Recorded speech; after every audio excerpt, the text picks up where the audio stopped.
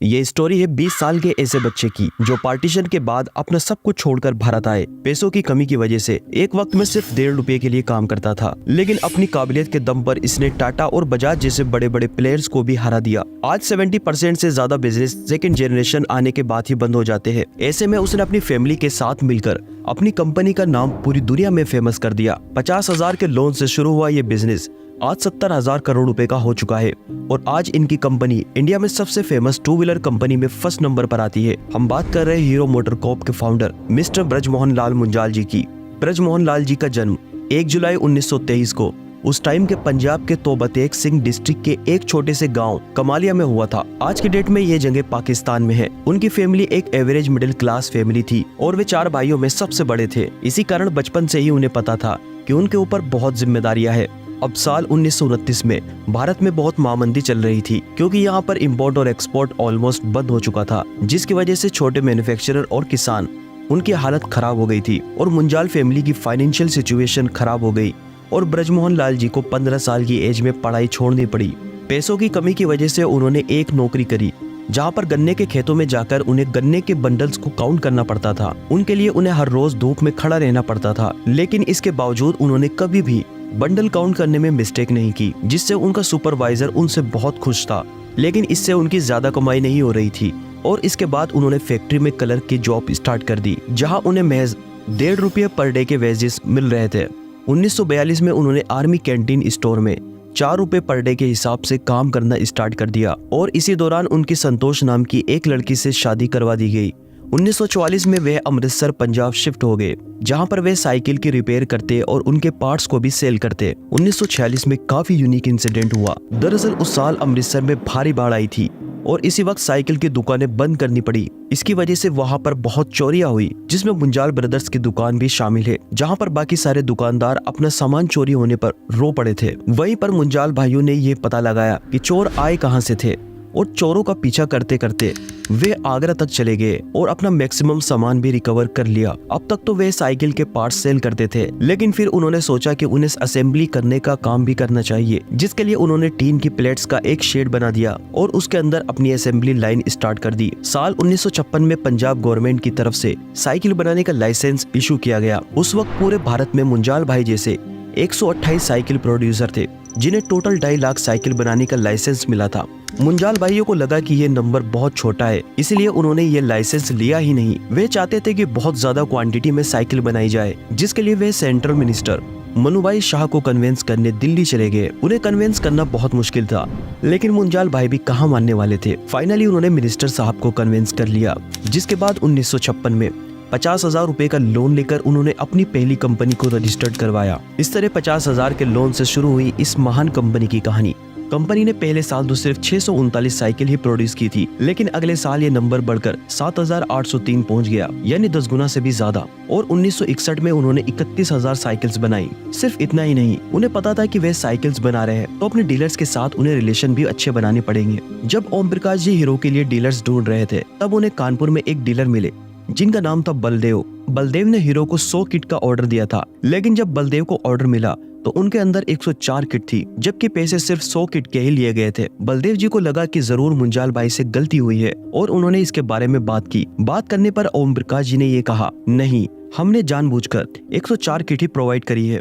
इस इंसिडेंट की वजह से बलदेव जी 50 सालों तक हीरो के साथ बिजनेस करते रहे और इसी नेचर की वजह से एक साल के अंदर ओम प्रकाश जी ने 500 से भी ज्यादा डीलर्स को जोड़ लिया, जिसकी वजह से वो उस टाइम के बड़े प्लेयर्स एटलस साइकिल से भी आगे बढ़ गए। मुंजाल भाइयों को पता था कि आगे चलकर टेक्नोलॉजी उनकी मदद कर सकती है, इसलिए वो हमेशा एडवांस मशीनरी के लिए फॉरेन कंट्रीज में ट्रेवल करते रहते हैं। एक बार जब वो जर्मनी गए तो वहाँ पर 3 लाख रुपए में चेन बनाने का उन्होंने पूरा प्लान खरीद लिया, जिसके बाद देखते ही देखते 1968 में हीरो साइकिल्स ने 1,25,000 साइकिल्स बनाई। इसके साथ साथ 1963 में उन्होंने इंडोनेशिया, केनिया, ईरान, इराक जैसी कंट्रीज में एक्सपोर्ट किया और सरकार से एक्सपोर्ट का लाइसेंस भी लिया। 1986 में सबसे ज्यादा साइकिल्स प्रोड्यूस करके उन्होंने वर्ल्ड रिकॉर्ड बनाया और साथ में उन्होंने मोपेड भी लॉन्च कर दी, जो कि काफी बिकी। साइकिल के बिजनेस को सक्सेस की ऊंचाइयों तक ले जाने के बाद उन्हें पता चल गया था कि इंडियन कस्टमर अब रेडी है 2 व्हीलर्स के लिए, लेकिन प्रॉब्लम ये थी कि उन्हें स्कूटर बनाने के बारे में कुछ भी नहीं पता था उस वक्त भारत में टू व्हीलर के लिए कोई इतना कैपेबल नहीं था और ना ही कोई एडवांस टेक्नोलॉजी उस वक्त यहाँ पर थी। इसलिए मुंजाल जी ने फॉरेन कंपनी के साथ टाई अप करने का सोचा, जिसके लिए उन्होंने उन कंपनीज को स्टडी करना शुरू किया जो इंडियन मार्केट में एंटर करना चाहती थी। सब कुछ स्टडी करने के बाद उनकी निगाहें जापान की होंडा कंपनी पर टिकी, जो कि वर्ल्ड की सबसे बड़ी व्हीकल कंपनी थी और उसके पास 100 सीसी और उससे कम पोटेंशियल वाले इंजन थे। और ब्रजमोहन लाल जी को यही चाहिए था, क्योंकि मुंजाल जी का मानना था कि इंडियंस को लो फ्यूल और लो मेंटेनेंस वाले स्कूटर चाहिए। उसी वक्त होंडा ने भी एक पार्टनर के लिए इंडिया में अप्लाई कर दिया, लेकिन उनसे टाई अप करना इतना आसान नहीं था, क्योंकि होंडा के साथ काम करने के लिए 140 इंडियन कंपनीज ने अप्लाई किया था, जिसमें टाटा जैसे बड़े जॉइंट का नाम भी शामिल था। और हीरो जैसी छोटी साइकिल बनाने वाली कंपनी को कौन कॉन्ट्रैक्ट देता? लेकिन ऐसा बाकियों ने सोचा था, मुंजाल भाइयों ने नहीं। 3 साल लंबी क्यू डिस्टेंस के बाद होंडा ने 2 कंपनीज को शॉर्टलिस्ट किया, जिसमें हीरो और फिरोदिया ग्रुप शामिल थे। जब होंडा ब्रजमोहन लाल जी से मिले, तब होंडा ग्रुप ने उनके अंदर होंडा के फाउंडर सोचाइरो होंडा जैसा अप्रोच और एम्बिशंस देखा। होंडा को लगा कि सोचाइरो और ब्रजमोहन लाल जी की लाइफ स्टोरी ऑलमोस्ट सेम थी। दोनों ने अपने पापा के साथ बचपन में साइकिल बनाने का काम किया था। इसके अलावा सोचाइरो होंडा की तरह ब्रजमोहन लाल जी भी वर्कर्स के साथ फील्ड में रहकर खुद काम करते थे। कुल मिलाकर वो दोनों बहुत सिमिलर थे। जब होंडा वाले इंडिया आए थे हीरो का काम देखने के लिए, तो उनको एक चीज बहुत पसंद आई, और वह ये थी कि होंडा वाले जब हीरो की फैक्ट्री में घूम रहे थे, तो हीरो के एक भी एम्प्लॉय ने उनको घूरना तो दूर की बात, उनकी तरफ देखा भी नहीं। वो सिर्फ अपने काम पर फुली फोकस थे, जिससे होंडा वाले बहुत इम्प्रेस्ड हो गए, क्योंकि एग्जैक्टली यही कल्चर होंडा की कंपनीज में भी था। डील को फाइनलाइज करने के लिए 83 में लास्ट मीटिंग के लिए मुंजाल जी को जापान बुलाया गया, जिसमें होंडा ने ब्रजमोहन लाल जी को स्कूटर के बदले मोटरसाइकिल की पार्टनरशिप ऑफर कर दी, क्योंकि स्कूटर के लिए उन्होंने फिरोदिया ग्रुप को स्टेट किया था। होंडा का ये प्रपोजल बाकियों के एक्सपेक्टेशन से बहुत अलग था, लेकिन काफी सोचने के बाद ब्रजमोहन लाल जी ने इस ऑफर को एक्सेप्ट कर लिया और 24 दिसंबर 83 के दिन हीरो और होंडा के जॉइंट वेंचर एग्रीमेंट पर साइन किया और 19 जनवरी 1984 को hero Honda Motors limited officially registered हुई। 1984 में ब्रजमोहन लाल जी ने पंजाब के बजाय हरियाणा के दरुहेरा में बनाई, जिसे आज हम एनसीआर के नाम से जानते हैं। इसके 3 कारण थे। नंबर 1, उस वक्त 1984 में इंदिरा गांधी की हत्या हो गई थी। नंबर 2, ब्रजमोहन लाल जी चाहते थे कि फैक्ट्री एयरपोर्ट के पास हो, ताकि होंडा के लोग जो जापान से विजिट करने आते थे उन्हें आसानी हो। नंबर 3, उस वक्त गवर्नमेंट चाहती थी कि इंडिया में फैक्ट्रीज गाँव में खुले, ताकि वहाँ के लोगों को एम्प्लॉयमेंट मिल सके। इससे पहले इंडिया में पहले से ही स्कूटर्स के बड़े प्लेयर्स शामिल थे, जिसमें एस्कॉर्ट्स और यामा बड़े प्लेयर थे। एनीवेज, 84 में हीरो होंडा ने अपनी पहली बाइक CD100 लॉन्च की, जिसमें 4 स्ट्रोक इंजन था, जिसकी वजह से ये एनवायरनमेंट फ्रेंडली बाइक थी। पहले ही साल इन्होंने CD100 के 40,000 यूनिट सेल की और 1996 में ये 2,70,000 पहुंच गया था। शुरू में मुंजाल जी चाहते थे कि बाइक का प्राइस 10,000 से कम हो, इसलिए उन्होंने इसका प्राइस रखा 9990, लेकिन टैक्सेस और दूसरी चीजों की वजह से इसका प्राइस कुछ टाइम के बाद 13,000 कर दिया गया। 1995 में उन्होंने एक लेजेंडरी बाइक लॉन्च की, जो कि आज भी बहुत से लोग इसे पसंद करते हैं। इस बाइक का नाम आप सब समझ गए होंगे। इस बाइक का नाम था स्प्लेंडर, जो कि हीरो होंडा की सबसे ज्यादा बिकने वाली बाइक बनी और 2001 में आते आते हीरो होंडा ने बजाज को भी बीट कर दिया। इससे भी शॉकिंग बात यह है कि जो जापानीज लोग जापान से इंडिया काम करने आते थे हीरो होंडा के लिए, वो अपने नाम के आगे मुंजाल लगाते थे, ताकि वो ब्रजमोहन लाल जी के प्रति लव और रेस्पेक्ट दिखा सके। लेकिन दोस्तों, ऊपर से देखने पर ये सक्सेसफुल स्टोरी लग रही थी, लेकिन अंदर कुछ और ही कॉन्सेप्ट चल रही थी। दरअसल जब शुरू में हीरो ने बाइक बनाने का सोचा था, तब उनके सामने एक प्रॉब्लम था, वो था इंजन की टेक्नोलॉजी, और इसी वजह से उन्होंने होंडा के साथ टाई अप किया था। जब हीरो और होंडा का कोलैबोरेशन हुआ था, तो उन्होंने एक एग्रीमेंट साइन किया था, जिसमें लिखा था कि दोनों कंपनी एक दूसरे के सेगमेंट में एंटर नहीं कर पाएंगी। होंडा फॉरेन कंट्रीज जैसे कि रशिया और यूएस जैसे डेवलप्ड कंट्रीज में सेल करती थी, जबकि इस एग्रीमेंट के अकॉर्डिंग हीरो अपनी बाइक्स इन कंट्रीज में नहीं बेच सकती।